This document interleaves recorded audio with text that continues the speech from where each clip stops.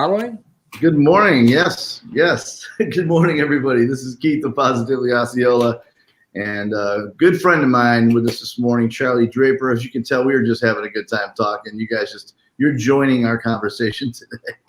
That's all that's really happening here, folks. So how you doing this? It is Wednesday, correct? It is. July 21st, I think. Something like that. Let's look. You are right again. Don't mess with Charlie Draper.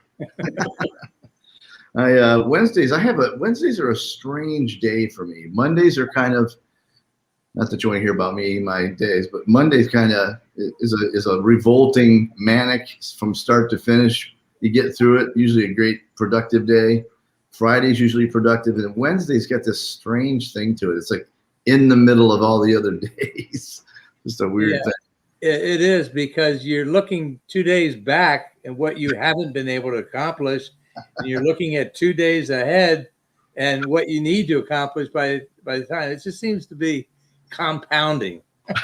That's exactly it right there. There's no doubt. Wednesday has a strange position, and I was like Tuesday. Okay, a second chance being like a Monday. Let's get all this done, and then you look at Wednesday. Man, what am I gonna do? So it's exactly correct. We got a few people popping on, so we should let's go ahead and make it official.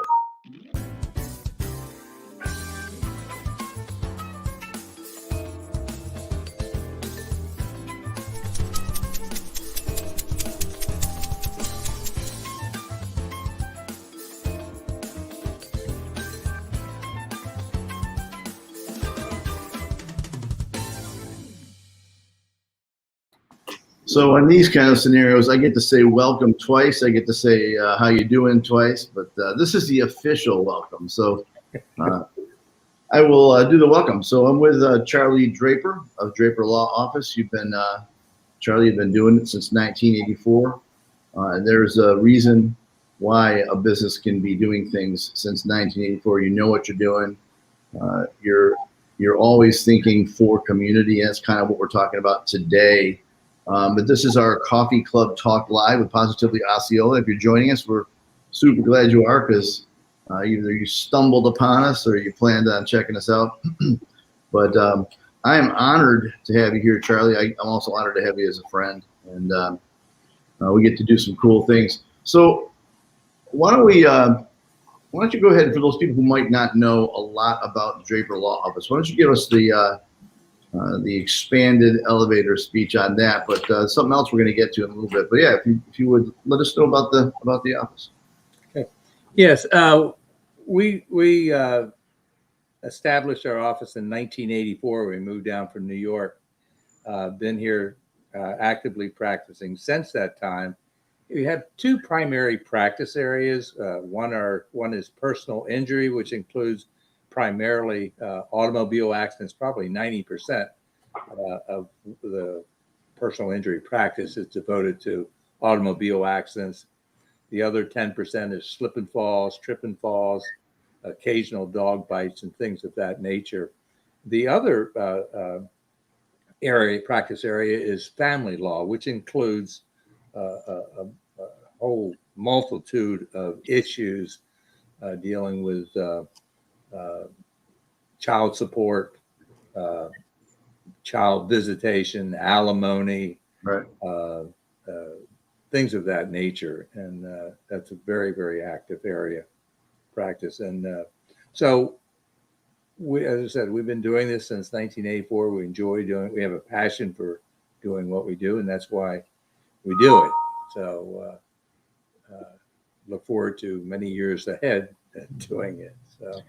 Yeah, and certainly we've talked about this before. Certainly family law made to be much more complex or complicated over the last year and a half with the pandemic, certainly. No question about that. And I don't think people saw that coming right off the bat, and then started to realize that some couples were having problems dealing with constantly being with each other. No doubt. People, whether they were recently married to people who've been married for quite a few years, soon discovered that the house wasn't big enough for both spouses and all the children at home. So Right. that created some issues, family issues there. And so that's good that you're able to help that situation out. Certainly, sometimes very complex with court proceedings not being live and all that crazy stuff. But that's not what we're talking about today. So, what I really wanted to chat about is, if you don't mind, it's kind of like we mentioned earlier. So many businesses in the community. You make, I think, when you step back and you say, okay, I'm gonna establish this business in this community, in this case, Osceola County, Central Florida. And, you kind of make that decision of how you're going to do it. Are you going to integrate with the community? Are you going to just basically focus hard on just that business? And I think that's tempting. It's tempting to put every second on that business. And if it's not about the business, you're not doing it, because business is hard, can be hard. And so then there are those businesses that decide, I don't just want to be doing business. I want to do business in my community. I want to get to know my community. I want to know what the dynamics of my community are, and those who are also in the community. That's no doubt what you've done. So talking about being advocates for your community, being plugged into your community. I know I met you through the St. Cloud Chamber of Commerce. So, I mean, that's just one example of how you've chosen to be a part of the community. So if you don't mind, I'll be quiet and ask you, if you don't, share with us your paradigm on that, your look at, how you look at that as far as being a business that's very busy, yet you want to be active in the community. To me, it's really not much of a decision, because the first thing I do is view how I would like the community to look like with me in it, and my family, how my friends, what kind of community am I looking for, and how can I affect that? How can I, get that movement in that direction? Not that, my ideas are all correct, but if you stay on the sidelines and just be a critic, you really don't help the process. You've got to get into the game, and I mean that as an analogy. Your business will increase manyfold by becoming actively involved. I mean, if you care about your community and are willing to demonstrate that and become a leader in your community, then your business will follow you. It's like the old saying, money doesn't lead, money follows. And if you're successful in being a part of your community and a part in your business, then you'll do well, you'll prosper, and most importantly, the community will. I mean, we have so many organizations that we as citizens can really help, and that goes from anywhere from being on a chamber board to being actively involved in education. And by that, I mean, even as citizens, they have programs where adults can help assist children with reading disabilities. So there's always something. You can always volunteer. You can volunteer, just to mention a few, the Council on Aging.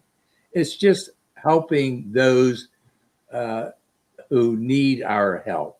And the reward is, in my opinion, is not monetary. It's the feeling that you get when you give to someone who is in need.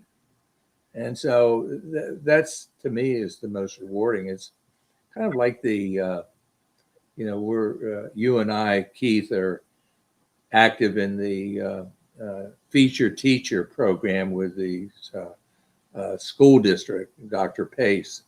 And where we recognize a teacher and a paraprofessional each month. And it just gives me so much joy and spotlighting that teacher or that paraprofessional for all they've done.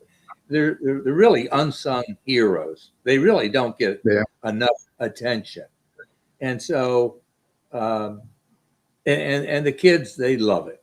They're so proud of their teacher, and it's just wonderful that they can see that, you know, we recognize them. And so that's just a small part, but it is very gratifying for us, and I'm sure that the teachers like it. I've seen the reactions to it. We make a big deal out of it because it is a big deal.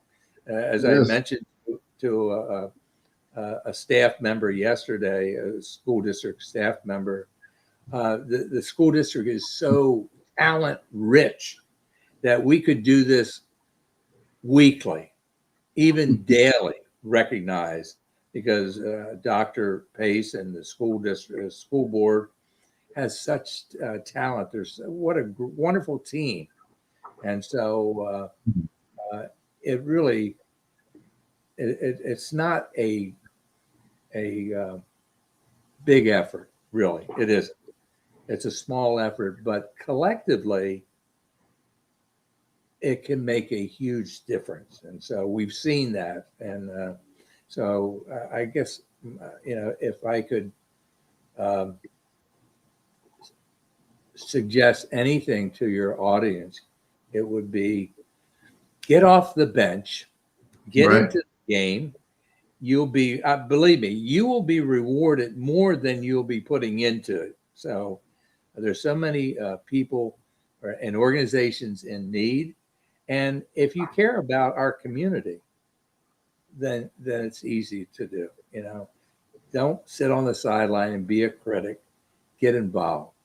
You don't like it, then work on getting a change. So, yeah, I don't even know how. I mean, if you look around the room, you know, yesterday there was a state of education events, an annual event. Obviously, for us, we know that. And if you look around the room, there are 3, 4, maybe over 400 people, leaders from the community, throughout the community, all, you know, elected officials, you know, realtors, all kinds of businesses, Orlando Health, you know, on and on. And I don't know how you go through. I don't know. I guess at the end of the journey, when your time has come as far as your business duration, I think when you look back and you say, "Gosh, a predominant memory of that is the engaging with others." I mean, I think it is. I think it's the engaging with others. And you bring up the school district. It's just a you know, perfect example of a community-based organization. I mean, they could be pretty tight. They have a lot of work to do, but they're not. They're very community-based. So you mentioned the chamber a bit. What was your first motivation to join a chamber as a business? Okay, so it was back in actually 2001, 2002, when we were expanding our footprint in Osceola County and opening up some satellite offices, including one in St. Cloud. And that was a new, you know, Kissimmee, St. Cloud are very, very close. And but St. Cloud at the time was really growing and continues to grow. And so we wanted to become actively involved in that community. We opened up an office in St. Cloud. And so it was just seemed like a natural thing to do is to join the chamber, get on the board, make friends with the leaders in that community, because that pays off in huge dividends, not only from personal satisfaction, but also from a business point of view. So that was the main reason for joining the St. Cloud Chamber. So, And I tell you from my perspective, and this is not what the show's about, but my perspective on that is I can't think of another way that I would have learned more about operating my business than being in a chamber of commerce. And again, maybe not, and this is not something that John Newstreet from Kissimmee or Dirk Webb in St. Cloud or even Don Long over in Lake Nona, and all three are doing a great job. Maybe they wouldn't want me to say this part of it, or maybe they would. I learned predominantly, I learned from the other members. Exactly. I mean, you do.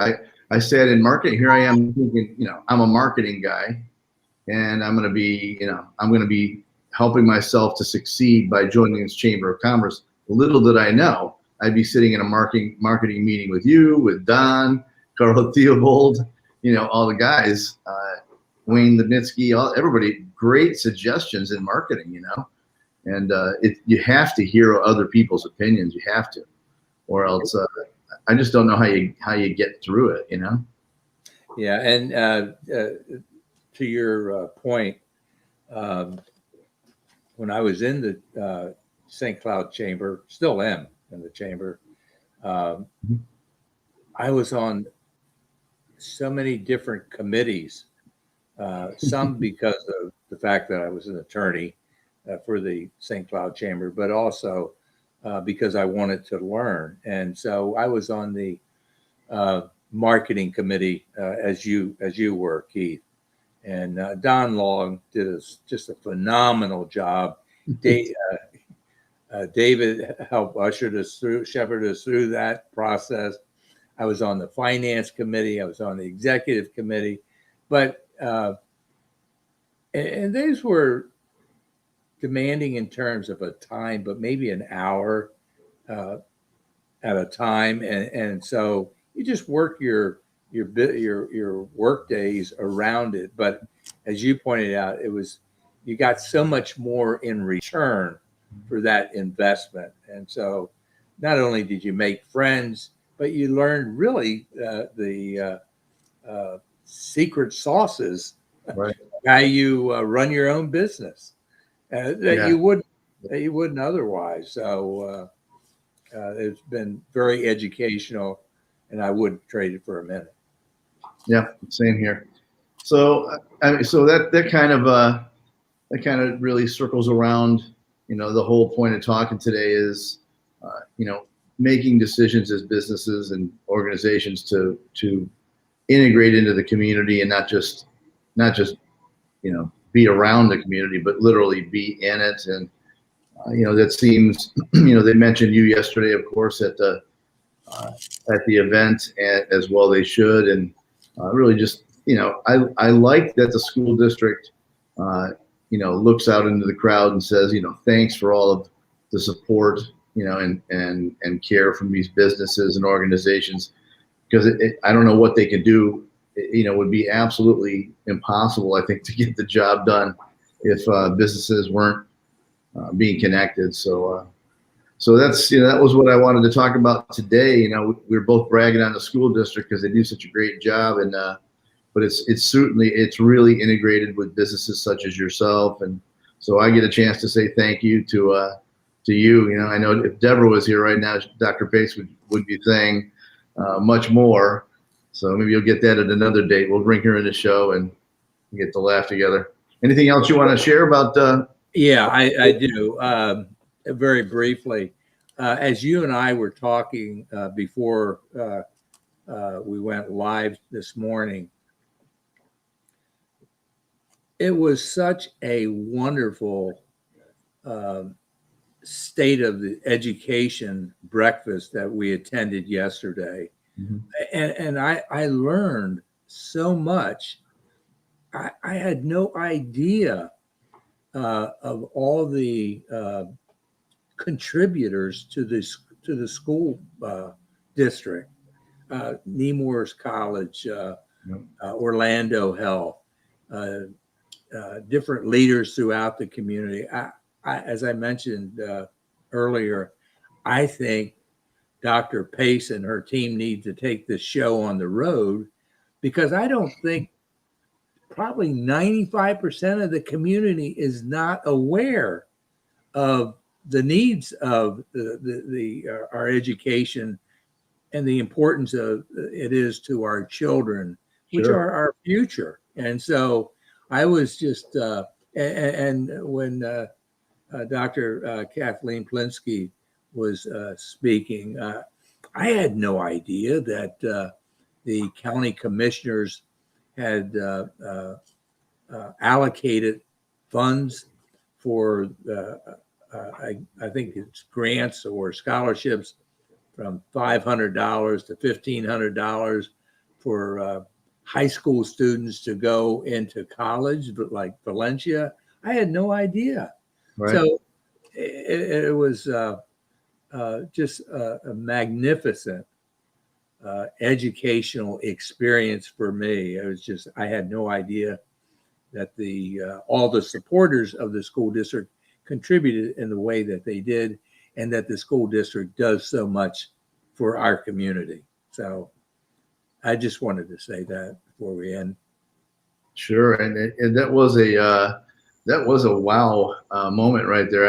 I don't know who else knew about that, but they outed it right then that the county allocated $1.3 million.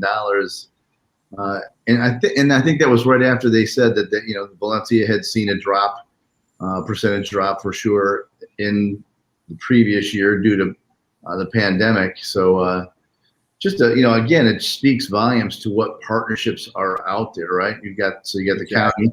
Yeah, I mean, they're not just in their own silo saying we're the county, this is what we're doing. And municipal organizations don't always get the big cheerleading moment, not typically. But in this one, they certainly deserve a way to go. So, hey, I really appreciate you taking the time to do this. I know how busy you are, and we're both busy. But I mean, yesterday I could hardly get over to say hi to you. We were both running around. So I really appreciate you very much, Charlie. And again, if anybody has any legal advice needs, any of any kind, certainly, I think I can say the numbers 407-876-0075, correct? 407-846-0075. And thank you for having me as your guest. Absolutely. Let's do it again very soon. So there you have it, folks. Charlie certainly said it best. If you're a business or organization and you're looking to not just succeed, but reap the benefits of being integral in the community you live in and you work in and you play in, get involved. As Charlie would say, get a hold of the school district or some other community-based organization like that, and you will be glad you did. So again, thanks, Charlie. You're very welcome. Thank you for having me. Again, this is Keith with Positively Osceola, along with our extraordinary guest, Charlie Draper of Draper Law Office. Together, we're making a positive difference in and around Osceola County. Have a great